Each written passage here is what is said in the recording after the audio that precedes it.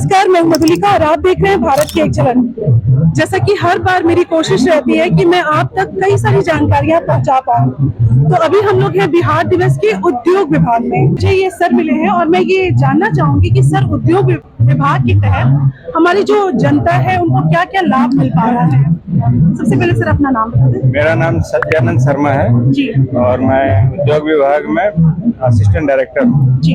और अभी just complete एक हुआ है मुख्यमंत्री उद्यमी योजना। मुख्यमंत्री उद्यमी योजना का अभी कल लास्ट डेट था 23 मार्च को। उसमें जितने भी जो मुख्यमंत्री उद्यमी योजना में महिला है, युवा उद्यमी है, अति पिछड़े ओबीसी, इस तरीके के जितने भी 5 तरीके की कैटेगरी है जी, वो लगभग पिछले 1 महीने से हम लोगों को एप्लीकेशन भरने का वो दिया हुआ था।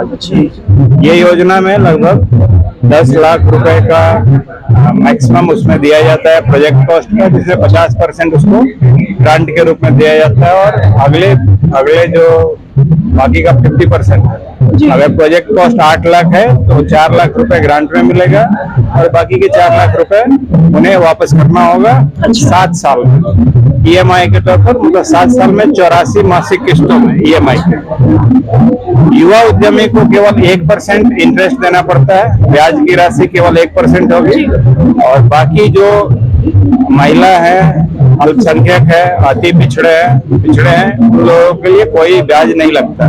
तो केवल मूल राशि का आधी राशि आपको 84 किस्तों में रिटर्न करने होंगे। अच्छा, तो ये मुख्यमंत्री उद्यमी योजना है। सर क्राइटेरिया क्या है इसके लिए क्राइटेरिया है 18 साल से 50 साल की उम्र सीमा है जी। बिहार के नागरिक होने चाहिए, मतलब बिहार का उनका डोमिसाइल होना चाहिए। अच्छा। दूसरा है कि वो एजुकेशनल क्वालिफिकेशन, डोमिसाइल मतलब आवासीय प्रमाण पत्र। अच्छा, तो आवासीय मतलब वो बिहार के हो जी।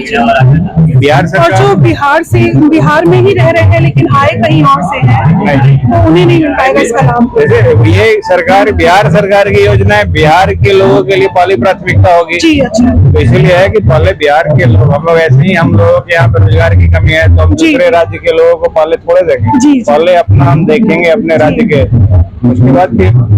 तो अभी क्या है कि 18 से 50 साल उम्र सीमा और उसको इंटर पास होना जरूरी है। अच्छा। क्योंकि कोई भी जो बिजनेसमैन अगर काम कर रहा है तो GST की समझ होनी चाहिए जी। अच्छा। बेसिक जितना भी जो बिजनेस कैसे किया जाए उस चीज के बारे में जानकारी होनी चाहिए।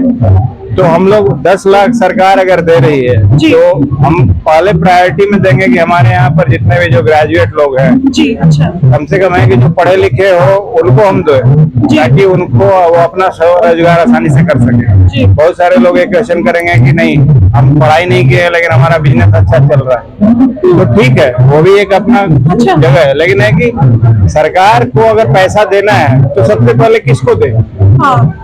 मतलब हम पहले पढ़े लिखे को दें कि पहले अनपढ़ को दें, तो हमको चूज करना होगा। सबसे पहले पढ़े लिखे को देंगे ताकि उस पैसे का अच्छा इस्तेमाल करेंगे। अप्लाई कैसे किया जा सकता है? अप्लाई इसमें है कि udyami.bihar.gov.in हर साल होता है, हर साल पोर्टल खोला जाता है। अच्छा। और हर साल इसमें लगभग 8,000 से 10,000 लोगों के लिए एप्लीकेशन इनवाइट किया जाता है। उसमें लोगों का सिलेक्शन होता है जी। एप्लीकेशन लगभग आता है 6 लाख 7 लाख से 10 लाख तक। अच्छा। तो मान के चलिए कि 1 से 1.5% या 2% इतने ही लोगों को उसमें सिलेक्शन होना है और ये रैंडमाइजेशन से होता है, मतलब लॉटरी मेथड से। अच्छा। तो 100 में से 1 या 100 में से 2 लोगों का होना है। अच्छा। तो बहुत बार अगर कोई अप्लाई कर रहा है तो 3-4 साल से अप्लाई करने के बाद भी हो सकता है कि नहीं हो, और किसी का हो सकता है कि उसने इस बार अप्लाई किया पहले ही बार में हो। अच्छा। जैसे आप कौन बनेगा करोड़पति टाइप से देखते हैं, तो उसमें भी लॉटरी है, या बहुत से फोन लगाते हैं नहीं होता है, किसी का एक बार में ही हो गया। तो लॉटरी सिस्टम है, तो कुछ डिमेरिट है कुछ मेरिट्स है। अगर उसमें बहुत सारा है कि इसमें करप्शन का कोई स्पेस नहीं है इसमें। अच्छा। सिलेक्शन में कोई भी नहीं, क्योंकि लोगों को ज्यादातर शिकायतें होती है कि नहीं हो रहा है। नहीं होने के बाद वो कह सकते हैं, कह रहे जिन लोगों का हुआ वो उसमें गलत तरीके से किया, लेकिन ऐसा नहीं है।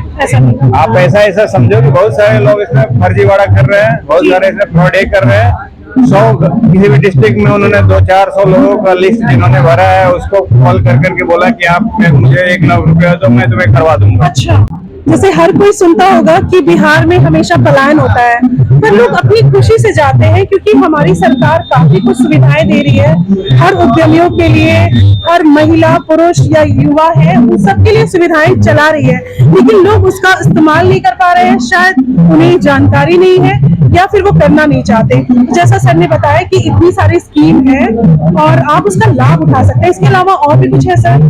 देखिए, इसके अलावा जैसे मुख्यमंत्री उद्यमी योजना के अलावा एक है PMEGP, प्रधानमंत्री रोजगार सृजन योजना जी। तो उसमें भी अलग अलग तरीके से उसमें वो है बैंक से क्रेडिट लिंक्ड स्कीम जितने भी हैं कि मतलब उसमें सरकार से आपको भेजा जाएगा और वो बैंक उसको सैंक्शन करेगा लोन आपको। अच्छा, तो उसमें PMEGP है जी। दूसरा है कि PMEGP में मतलब ये किसी तरीके का इसमें कार्य हो सकता है। एक है PMFME, मतलब उसमें है कि फूड प्रोसेसिंग इंडस्ट्री से संबंधित है, उसमें आप तेल मिल, चूड़ा मिल, टोमेटो का प्रोसेसिंग कर सकते हैं। बिहार में मतलब जिस तरीके से काम हो रहा है, जितने भी यहाँ पर फूड से संबंधित जो रॉ मटेरियल अवेलेबल है वो सारे में हर तरीके का प्रोसेसिंग कर करके उसको उत्पाद बना कर करके मार्केट में बेच सकते हैं। इसके लिए आपको क्रेडिट लिंक स्कीम है वो, तो ये भारत सरकार का स्कीम है, लेकिन इसको यहाँ पर बिहार सरकार मतलब PMFME वो मतलब उसको इम्प्लीमेंट करती है डिपार्टमेंट ऑफ इंडस्ट्री बिहार में, और वो भी बैंक से लिंक्ड स्कीम है। तो इसमें भी क्राइटेरिया बनती है, क्वालिफिकेशन होनी चाहिए, लगभग वही है। अच्छा, लेकिन है कि थोड़े थोड़े में हर में थोड़ा थोड़ा चेंज है। तो ये फूड प्रोसेसिंग के लिए PMFME, और नॉर्मल यदि कोई अपना दूसरा इंडस्ट्री खोलना चाहता है तो PMEGP ये दो स्कीम। और अभी जो लघु उद्यमी योजना जिसमें है कि अभी सरकार ने अभी एक सर्वे कराया था कि जिसमें कितने सारे पिछड़े लोग हैं, अच्छा। इनकम क्या है उन लोगों पे, तो उसके बेसिस में लघु उद्यमी योजना भी एक चलाया गया था जिसमें 50,000 2 लाख रुपए तक दिया गया था। अच्छा। थैंक यू सर, आपने बहुत इन्फॉर्मेशन दी। उम्मीद है कि जो हमारे दर्शक है वो काफी कुछ जान पाए होंगे, इन चीजों को बेहतर तरीके से समझ पाए होंगे। आपका बहुत बहुत धन्यवाद।